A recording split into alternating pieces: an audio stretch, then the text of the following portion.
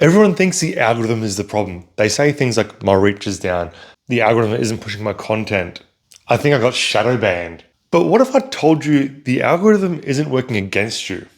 It's working exactly as it's designed to. And once you actually understand how it's designed to work, you can actually start using it towards your advantage.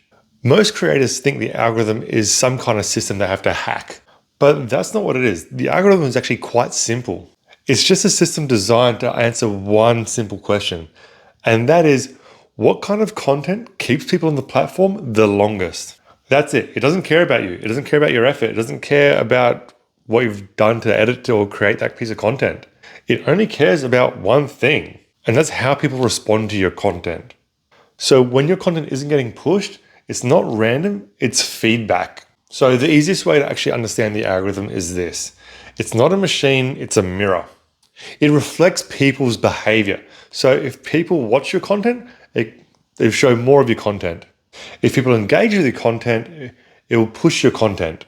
And if people scroll away, then the algorithm stops pushing your content to people. So instead of asking yourself, how do I beat the algorithm? You should be asking yourself, how do I make people stay? Because if you can hold attention, the algorithm will actually do the rest for you. So if the algorithm is a reflection of human behavior, there's actually a simple way to approach it. And instead of guessing, you can actually follow a simple force frame process. And I call this the 4 signals of the algorithm. And if you understand these 4 signals, you will stop fighting the algorithm and start working with it. The first signal is attention.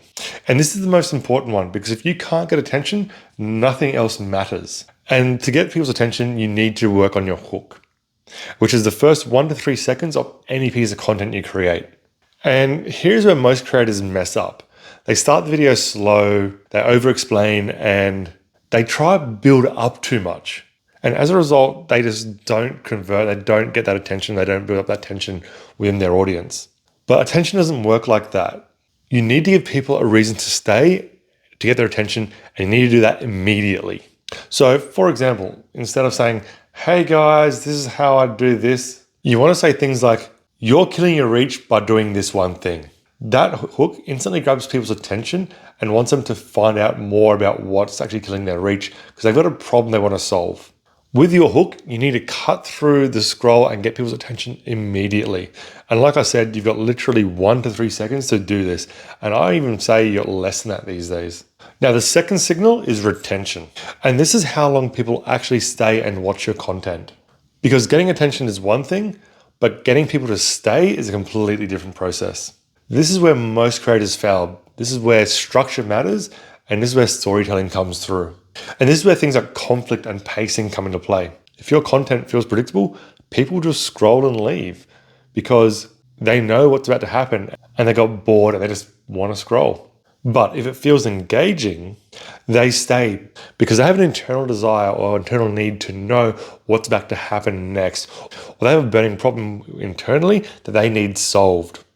And the longer they stay, the more the algorithm will actually push your content. But what most people don't realize with content is people lose interest fast. So you need to have things like rehooks every 10 to 15 seconds, which actually re-grabs people's attention to make them stay longer. So look through some of your favorite creators, especially the top ones, and look for where they've actually used rehooks, where it's kind of about to drop off and they re-grab your attention to keep you retained throughout the video. Now, the third signal is engagement. And this is things like likes, saves, shares, and video watch time. And most creators misunderstand this part as well. They think engagement comes from asking things like, please like and follow for more. But true engagement comes from when you deliver value and people actually feel seen and heard. If someone agrees strongly, they will comment. If something helps them tactically and they learn something and they can apply it, they will save. And if it resonates with them, they share. And when they share it with friends, you go viral. Now, what Instagram favors within their algorithm actually changes regularly. So it's not something you want to kind of focus on going, I need to get more saves on more shares or more likes or anything like that. Because depending on what they want from the algorithm at the time, that what they will prioritize will change as well. But if you can tick all those 4 boxes, you stand a pretty good chance of getting pushed regardless of what the changes they do make. So instead of asking for engagement, create impact. This then feels more organic and you actually see it within your content as it gets pushed further. Now, the fourth signal is identity. This is one which most people just miss completely, because the algorithm doesn't just push content. It pushes content to a specific audience, which is constantly shown in your content. So if it becomes confusing who you're actually speaking to, the algorithm doesn't actually know who to push your content towards and create an audience for you.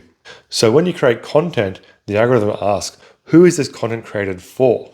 Who else would like this? And who would engage with this most to actually keep them on the platform longer?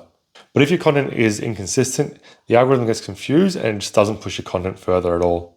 So that's why having a clear niche matters, and it also helps with identifying exactly who your target audience is within your hook and what their pain points are. So if you've got an audience of 40-year-olds like myself, you can say things like, crazy thing about being 40. The algorithm then knows exactly who you're pushing your content towards, which is 40-year-olds. And remember as well, you don't just want to be saying it once. You want to say it over and over and over again. You might feel like a broken record to yourself, but remember, people are just coming across your content for the first time, and they're just hearing it for the first time as well. So you can say it 1,000 times over, and they might only hear it once or twice. So if you actually want to use this framework, start with getting attention first, and that's having a strong hook, which actually helps people stop the scroll and gets attention immediately.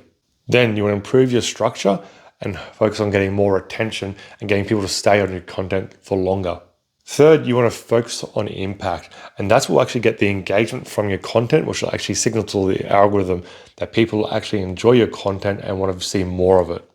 And finally, you want to stay consistent with the messaging and who you're trying to deliver your message to, and that comes with identity. Figuring out exactly who your target audience is and repeating it over and over and over again so the algorithm knows exactly who to push your content towards. So remember, the algorithm is not your enemy, it's your amplifier. It takes what people respond to and shows it to more people who actually enjoy that. So if your content isn't growing, it's not because the algorithm is broken, it's because something in your content isn't connecting and the algorithm notices that. So fix that and then everything will change. And don't forget, like and save for more.